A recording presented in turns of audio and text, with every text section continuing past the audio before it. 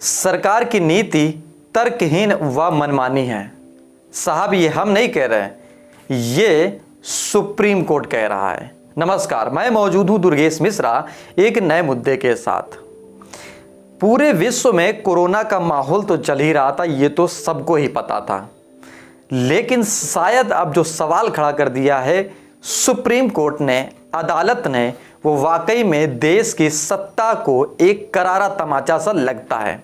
समझिए जरा कैसे, सिलसिलेवार तरीके से।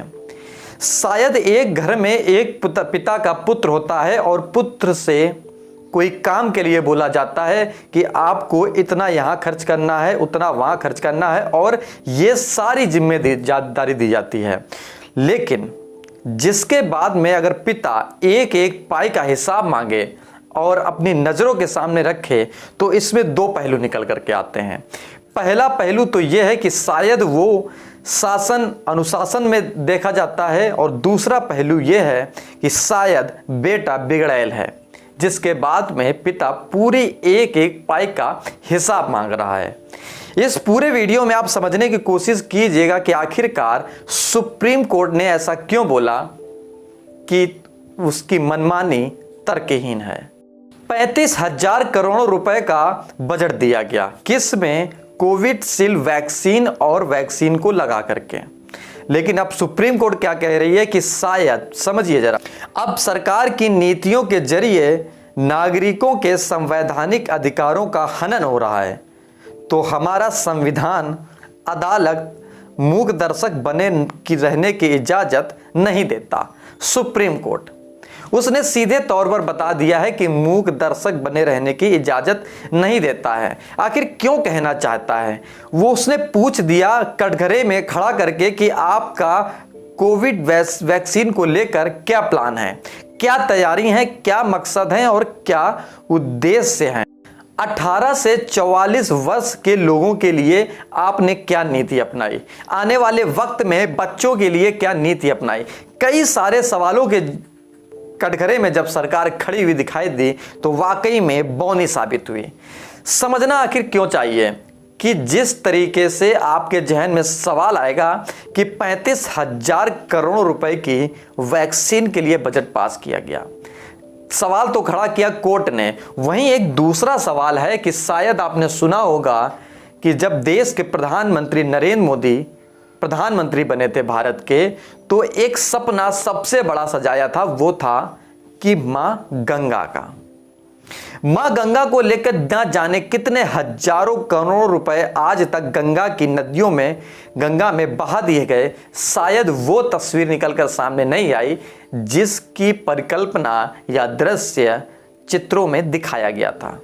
हालांकि शायद सुप्रीम कोर्ट में भी यही लगा कि अगर गंगा की भी सफाई इस तरीके से नहीं हो पाई, वो तस्वीर निकलकर सामने नहीं आ पाई, तो क्या कोविड वैक्सीन को लेकर इतने हजार करोड़ रुपए का जो बजट पास किया गया, क्या आने वाले वक्त में इसकी भी तस्वीर वैसे ही होगी? हालांकि दिसंबर तक पूरी रिपोर्ट को पेश करने को कहा है कि किस तरीके से आप इस प्रोजेक्ट को फाइनल करें। 3 अहम सवाल किए हैं सुप्रीम कोर्ट ने। समझिए कि आखिरकार क्या है ये 3 सवाल जो कि बेहद ही मायने रखते हैं। वो मायने इसलिए रखते हैं कि शायद देश की जनता, जहां पर लगातार मौतों का आंकड़ा बढ़ रहा था, लेकिन मौजूदा वक्त में शायद अब ग्राफ गिरता हुआ दिखाई दे रहा है। लेकिन सवाल क्या है? वो अहम सवाल है, क्योंकि मुद्दा पूरे देश से जुड़ा हुआ है, या यूं कहें कि पूरे कहीं ना कहीं विश्व से जुड़ा हुआ है। तो सवाल नंबर 1 पहला है, टीकों के लिए ऑर्डर कब कब दिया गया?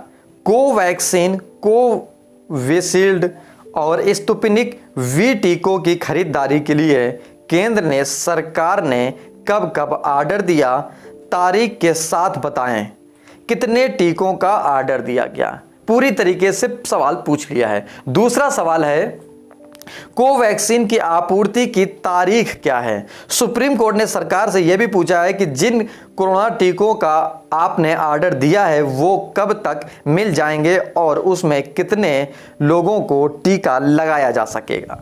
यह भी एक अहम सवाल। तीसरा सवाल है, दिसंबर तक देश भर में टीकाकरण कैसे? सरकार का दावा है कि दिसंबर तक देश भर में सभी लोगों को टीका लग जाएगा, पर कैसे? सरकार 31 दिसंबर तक वैक्सीन की उपलब्धता का रोड मैप भी कोर्ट के सामने दे। इन सारे सवालों के पीछे सरकार के शायद कहीं ना कहीं वो चेहरा सामने आया है कि जो सुप्रीम कोर्ट ने सवाल खड़े कर दिए हैं।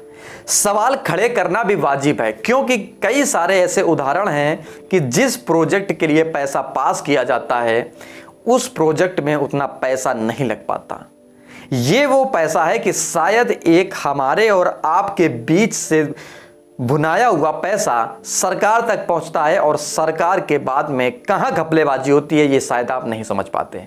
लेकिन सरकार है, सुप्रीम कोर्ट उससे ऊपर है, जो सवाल और जवाब और तलब जरूर करती है। लेकिन अब बीजेपी सरकार की वो चेहरा सामने आया कि शायद आपने पहले कल्पना नहीं की होगी कि आखिरकार सुप्रीम कोर्ट ऐसे भी सवाल पूछ सकता है बीजेपी सरकार से। नमस्कार, अगर आपको ये वीडियो समझ में आया हो, कुछ जानकारी मिल पाई हो तो लाइक, कमेंट, शेयर जरूर करें। और हाँ, चैनल को सब्सक्राइब नहीं किया है तो सब्सक्राइब करें और छोटी सी बेल आइकन पर ऑल बटन पर क्लिक जरूर करें।